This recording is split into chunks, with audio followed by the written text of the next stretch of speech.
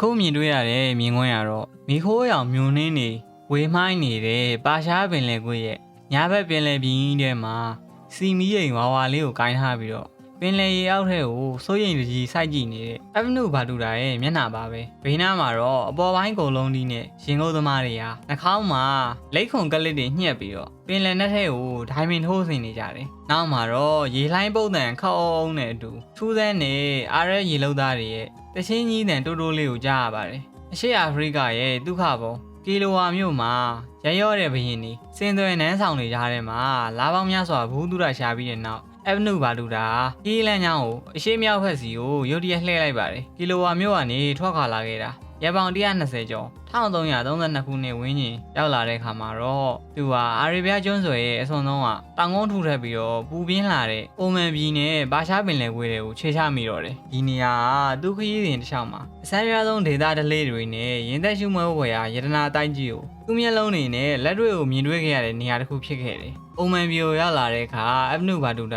ာသူ့မျက်စိကိုတောင်သူမယုံနိုင်လောက်အောင်ထူးဆန်းတဲ့ဓလေ့တစ်ခုကိုမြင်ခဲ့ရတယ်သူ့ရဲ့စာအုပ်ထဲမှာအန်အော်တကြီးနဲ့အခုလိုရေးထားတယ်ဒီဒေသကပူပြင်းလုံးလို့ရက်ပင်တွေလုံးဝမပေါက်တော့ပဲဒါပေမဲ့ထူးဆန်းတာ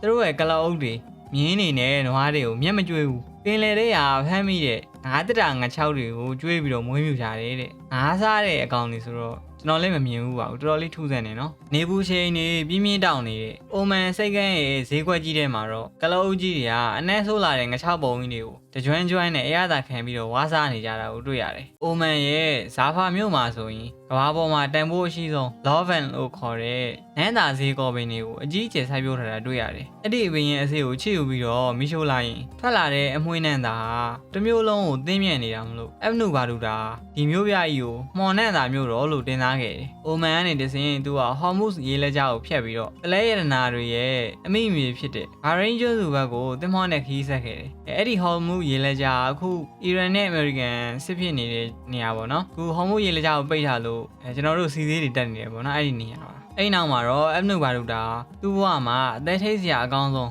းပလဲငုတ်တဲ့မြင်ကွင်းယူမြင်ကိုယ်တိုင်ကြုံခဲ့ရတာပဲလာမင်းသားနေတဲ့ပင်လယ်ပြင်အလယ်မှာပလဲငုတ်လှေငယ်ရာပေါင်းများစွာရှိနေတယ်ရင်ကုန်းသမားတွေကခန္ဓာကိုယ်ပေါ်ပိုင်းမှာဝက်ပလာနဲ့နှာခေါင်းတွေမပိတ်သွားအောင်လက်ခုံနဲ့လှုပ်ထားတဲ့ကလစ်အမဲကြီးတွေကိုညှက်ထားကြတယ်ပြီးတော့ခြေထောက်မှာလေးလက်နဲ့ကြောက်တုံးကြီးတွေကိုကျိုးနဲ့ချီပြီးတော့ပင်လယ်အောက်ခြေမီတာ30ပေနဲ့တွိုင်တော့ပေ100ကျော်ထိပေါ့နော်လက်ဆိုင်မှောင်မိုက်တဲ့ငရဲခန်းတွေကိုဇောက်ထုံငုတ်ပြီးတော့ဆင်းသွားကြတယ်အဗနုဘာတူတာဘေးကနေရင်တလက်လက်နဲ့စောင့်ကြည့်နေခဲ့ရတယ်ဘာလို့လဲဆိုတော့ပင်လယ်အောက်ခြေမှာငမန်းဆိုးတွေရှိနေလို့ပါပဲရေအောက်မှာရေဖိအားကလည်းတော်တော်များပြီးတော့ရင်ကိုးသမားတချို့ဆိုရင်အသက်ရှူကျက်ပြီးတော့ပါးစပ်ကနေသွေးတွေအန်ပြီးတော့အလောင်းအဖြစ်နဲ့ပြန်ပေါ်လာတဲ့လို့ပါပဲသူတို့ကအောက်ခြေကကောက်လာတဲ့ကမကောင်တွေကိုလှေပေါ်မှာဓာတ်နဲ့ခွဲလိုက်တဲ့အခါမှာတော့လိုင်းအောင်အောက်မှာပန်းရောင်တောက်နေတဲ့ပြည့်ပြည့်စုံတဲ့ပလဲကြီးတွေထွက်လာတာကိုမြင်ရတယ်အဲ့ဒီခါမှာအဗနုဘာတူတာတဘာဝတရားကြီးရဲ့လျှို့ဝှက်ချက်နဲ့လူသားတွေရဲ့အသက်နဲ့ရင်းရတဲ့လောဘကိုကြည့်ပြီးတော့တော်တော်ကိုထိတ်လန့်မှင်သက်ခဲ့ရတယ်1333ခုနှစ်နောက်ထပ်ရ900လောက်ကြာပြီးတော့ပင်လယ်ခရီးစဉ်ပြီးသွားတဲ့နောက်မှာတော့သူကကုန်းလန်းအနေနဲ့တဆင့်ပါရှန်အခုဆိုရင်အီရန်နိုင်ငံရဲ့ကြပြားလင်္ကာမြို့တော်ကြီးဖြစ်တဲ့ရှီရက်စ်မြို့ကိုရောက်လာခဲ့တယ်မြင်ကွင်းကတော့လမ်းမကြီးရဲ့ဘေးတစ်ဖက်တစ်ချက်မှာနှင်းစီပန်းတွေရောင်စုံဖူးပွင့်နေပြီးတော့နှုတ်ပညာဆန်လာတဲ့ပါရှန်ဆန်းရည်ရင်းကြီးရှိနေတယ်ပြီးတော့ကမ္ဘာအလှဆုံးဖန်စီစီကျင်ကြောက်ပြားကြီးတွေကတ်ထားတဲ့ဗလီကျောင်းတော်ကြီးတွေဟာကောင်းကင်ပြပြားကြီးနဲ့အပြိုင်ခန့်ညာနေခဲ့တယ်မျိုးရဲကိုခြေချလိုက်ရတဲ့အချိန်မှာတော့အဗနုဘာတူတာရဲ့ယင်းထဲမှာအာဖရိကကန္နာရနဲ့ပင်လယ်ပြင်မှာပင်ပန်းခံသမျှချက်ချင်းယူပစ်တယ်လို့ပြောက်သွားတယ်လို့ဆိုတယ်ဒီမျိုးကလူတွေကအလွန်ရင်ကျေးသိမ်မွေ့ကြပြီးတော့လမ်းမတွေပေါ်မှာကြပြားတွေရွတ်ဆိုနေကြတာကိုတွေ့ရတယ်သူကနာမည်ကျော်ပါရှန်ကြပြားဆရာကြီးစာရီရဲ့ဂူဝိမန်ဥယျာဉ်ကြီးထဲမှာထိုင်ရင်းနဲ့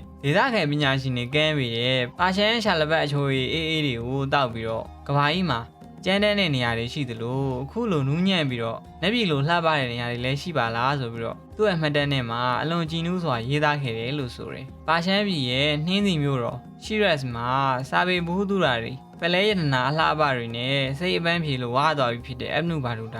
ာဘာဖြစ်လို့အိမ်ပြန်ဖို့လုံးဝအဆင်မကူပဲနဲ့သူ့ရဲ့အိမ်မက်ငှက်ကြီးအတိုင်းကမ္ဘာအရှိဘက်ဆုံးကအန်နီယရီနဲ့အိန္ဒိယနိုင်ငံစီကိုကုန်းလန်းအနေသွားဖို့စင်ခေါ်မှုကိုထပ်ပြီးတော့ရွေးချယ်ပြန်ရတာလေ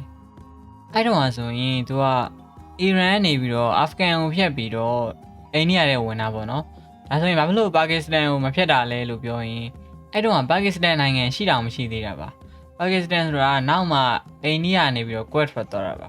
အားကြောင့်မလို့ပါကစ္စတန်လို့ပဲတက်တက်မှန်မှန်မရှိသေးတော့ဒါအိန္ဒိယလို့ပဲပြောလိုက်တာပေါ့နော်ခုမြင်တွေ့ရတဲ့မြင်ကွင်းကတော့အချိန်ပြင်းပြင်းတိုက်ခတ်နေတဲ့နှင်းမုန်တိုင်းကြားထဲမှာနှင်းတွေခဲနေတဲ့မျက်တောင်မွှေးတွေနဲ့ငကန်းတွေပြားနှမ်းပြီးတော့သေလူမျောပါတုံရင်နေတဲ့အက်နုဘာဒူရာရဲ့မျက်နှာပါပဲသူကတားမွေးဝေးုံအထူကြီးခြုံထားပေမဲ့အေးတန်ကိုမခံနိုင်ဘဲနဲ့နှင်းထူထူတွေထဲမှာဒီရုတ်တိုက်ရှောက်နေတဲ့ကလောကြီးတစ်ကောင်ရဲ့ကြောပေါ်ကိုအသေးအတန်မှောက်ကတ်ထားရတယ်နောက်မှာတော့ဝူဝါဝါနဲ့လေပြင်းတွေအကြီးအကျယ်တိုက်ခတ်နေတဲ့အတန်ကိုကြားရတယ်တဲကန်နာရတွေရှိတဲ့အာရက်နယ်ဘက်ကလာတယ်သူ့အတွက်တော့ဒီလိုရာတီဥရူဟာတကယ်ကိုငရဲကမ်းပါပဲပါရှမ်းပြည်ရဲ့နှင်းသူမျိုးတော်ဖြစ်တဲ့ရှိရဲရဲ့ဇိန်ခံဘဝကနေနှုတ်ဆက်ပြီးတော့အမနုဘာလူတာသူ့ဘဝရဲ့အကြီးမားဆုံးနဲ့အဝေးဆုံးကုန်းလန်းခရီးကိုစတင်ဖို့ဆုံးဖြတ်လိုက်တယ်ဒီတစ်ခါမှာသူဘာနဲ့သွားလဲဆိုတော့ကုန်းလန်းခရီးဖြစ်တဲ့အတွက်ဘက်ကတဲ့နဲ့ပါရှမ်းပြည်ကပညာရှင်တွေဘရင်တွေလက်ဆောင်ပေးခဲ့တဲ့အာရက်မြင်းကောင်းကိုစီးသွားတယ်ဒါပေမဲ့လန်းခရီးမှာကုန်းသည်တွေဖျားဘူးတွေနဲ့စူးပေါင်းထားတဲ့အေယာမကလောရင်နှန်းကြီးနဲ့ပူးပေါင်းပြီးတော့မြောက်ဘက်အာရှမိုင်းနာတူရကီပေါ့နော်အဲ့ကနေတစင်းခရိုင်းမီးယားပြီးတော့အလဲအာရှကဏ္ဍရတွေကိုမြင်းစည်းလိုက်ကလအုပ်ပြောင်းစီလိုက်နေဖြစ်သန်းခဲ့ရတယ်။လန်ခကြီးမှာနေရာနှံ့ပတ်ပြီးတော့ရပေါင်း940ကျော်တစ်နှစ်ခွဲနီးပါးကြာမြင့်သွားတဲ့အချိန်1333ခုနှစ်စက်တင်ဘာလဝန်းကျင်မှာတော့သူကအိန္ဒိယနိုင်ငံရဲ့တကားဝဖြစ်တဲ့ဘာပေါ်မှာအနေအရှိဆုံးလို့ကြော်ကြရတဲ့အင်နူကို့ရှ်ပေါ့နော်။နှင်းတောင်တန်းကြီးနဲ့ထိထိုက်လို့ပါတော့တယ်။အဲ့ဒီအိန္ဒိယတောင်တန်းကြီးတွေအကြောင်းတော့ဒါ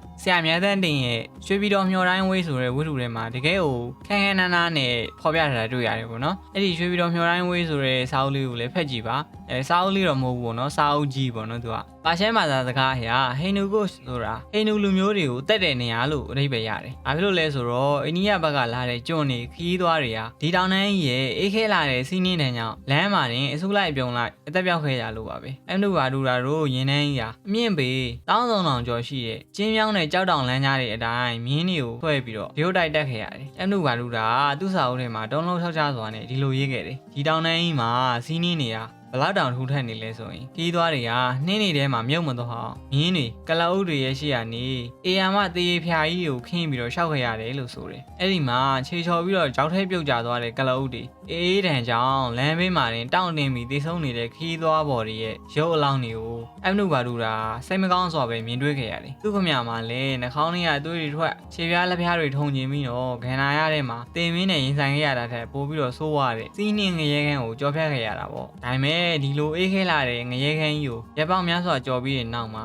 တောင်အောက်ခြေဂါစနီနဲ့ကာဘူးအခုဆိုရင်အာဖဂန်နစ္စတန်နယ်မြေတွေကိုစီးမိတဲ့အခါမှာတော့တကယ်ကိုထူးဆန်းတဲ့သဘာဝအံ့ဖွယ်ရာတစ်ခုနဲ့ကြုံခဲ့ရပြန်တယ်။စီးနှင်းတွေဝင်းရထားတဲ့ကြောက်တောင်ကြီးတွေရဲ့လယ်မှာဟုံးတောက်ပြီးတော့အငွေ့တွေထွက်နေတဲ့သဘာဝရေဘူးဆန်းကြီးတစ်ခုကိုမြင်လိုက်ရတယ်။အမနုဘာဒူရာနဲ့လမ်းမှာအသက်ဘေးကလွတ်လာတဲ့ခီးသွားဘော်တွေဟာချက်ချင်းပဲဝေးယုံကြီးတွေကိုချွတ်ပြီးတော့အဲ့ဒီရေနွေးနွေးကြီးတွေကိုခုန်ဆင်းလိုက်ကြတယ်။စီးနှင်းနေကြတဲ့မှာရေနွေးနွေးနဲ့ရေချိုးဝင်ရတာအဲ့ဒီအချိန်ဟာလန်ခီရဲပေါင်း900ကျော်ပင်မလာသမျှတန်းတွေကိုကြက်ပြောက်ငှက်ပြောက်ပျောက်စေခဲ့တယ်လို့ဆိုတယ်။အဲ့ဒီရေဘူးဆန်းရရေဟာကန့်ထက်တွေပါဝင်တာကြောင့်ရေပြားယောဂတွေကိုပျောက်ကင်းစေပြီးတော့ခန္ဓာကိုယ်ချက်ချင်းလန်းဆန်းသွားစေတယ်လို့ဆိုတယ်။အဲ့ဒီရေဘူးဆန်းဘေးမှာပဲဒေသခံအာဖဂန်လူမျိုးစုတွေကန်းလှမ်းလာတဲ့တိုးကင်ပူပူနွေးနွေးတွေနဲ့ပေါင်မုံကျန်းတွေကိုမြင်ရင်ချက်ရည်စားတောင်းရင်းနဲ့ဘဝအမောတွေကိုဖြစ်ပြောက်ခဲ့ရတယ်။1333ခုနှစ်စက်တင်ဘာလ12ရက်အင်ဒိုကုရှ်နှင်းတောင်ကြီးတွေကိုအောင်မြင်စွာကြော်ဖြတ်ပြီးတော့ရှီရဲမျိုးကနေထွက်လာခဲ့တာရပေါင်း980နီးပါးကြာမြင့်ခဲ့တဲ့အချိန်မှာတော့အိန္ဒိယနိုင်ငံရဲ့အသက်သွေးကြောဖြစ်တဲ့အင်ဒက်မြေကြီးရဲ့မြင်းကမ်းမစီကိုရောက်လာခဲ့တော့တယ်။မြင်ဝင်းကတော့ကျယ်ပြောလာတဲ့မြေရည်ပြီးနောက်ခံမှာမြေကမ်းဘေးကစိမ့်လန်းဆိုပြေတဲ့လေကွင်းကြီးတွေပြီးတော့မြင်းစီစီတော်တွေရာပေါင်းများစွာဟာခီးသွားတွေကိုစစ်ဆေးဖို့စောင့်ဆိုင်နေကြတာပဲ။မြေရည်ကိုလက်နဲ့ခတ်တောက်လာရတဲ့အချိန်မှာတော့အမနုဘာဒူတာသူ့ရဲ့မှတ်တမ်းစာအုပ်ထဲမှာလေးနဲ့စာနဲ့အခုလိုရေးခဲ့တယ်ကျွန်ုပ်ဒီအာရက်ဘီယာထွက်ခွာခဲ့တာနှစ်ပေါင်းများစွာကြာခဲ့ပြီအခုတော့အင်မတန်စမ်းကြယ်လာတဲ့အိန္ဒိုစတန်အိန္ဒိယမျိုးကိုလုံခြုံစွာခြေချနိုင်ခဲ့ပါပြီဆိုပြီးတော့ရေးခဲ့တယ်တဲ့သူ့ရဲ့မျက်လုံးတွေထဲမှာနှင်းတောင်ကိုကြော်ဖြတ်နိုင်ခဲ့တဲ့ဂုံယူမှုတွေနဲ့အတူရှေ့မှာကြုံတွေ့ရမယ့်အိန္ဒိယရဲ့လျှို့ဝှက်ချက်တွေအတွက်စိတ်လှုပ်ရှားမှုတွေအပြည့်ဖြစ်နေခဲ့တယ်အိန္ဒိယမျိုးကိုခြေချလိုက်ပြီဖြစ်တဲ့အမနုဘာဒူတာအဲ့ဒီခေတ်ကကမ္ဘာပေါ်မှာအကျဉ်းတန်းဆုံးနဲ့စိတ်ဒဇအဆန်ဆုံးလို့ကြော်ကြတဲ့ဒေလီမျိုးကဆူလတန်ဘရင်မိုဟာမက်ဘင်တူကလတ်နဲ့ဘယ်လိုမျိုးတားရောက်တွေ့ဆုံအောင်မလဲလူသက်သမားဘရင်လို့နာမည်ကြီးတယ်အဲ့ဒီဆူလတန်အဲ့ဒီစာကြိုးလေးကိုမြင်တဲ့အခါရွှေရင်းကားတွေပုံအောပြီးတော့ချက်ချင်းရာထူးတိုးပေးခဲ့တာလားဒါမှမဟုတ်ခေါင်းဖြတ်ဖို့ကျင့်စီခဲ့တာလားနောက်ထပ်ပို့ပြီးတော့စမ်းပြပြီးသွေးပြက်စရာကောင်းတဲ့ဒေလီနန်းတွင်းကစောင်းကိုဝေဇလန်းတွေကိုတော့နောက်အပတ်မှာအပီပြင်ဆက်သွားကြမယ်ဒါဆိုရင်နောက်ဗီဒီယိုမှာပြန်တွေ့ကြမယ်နော်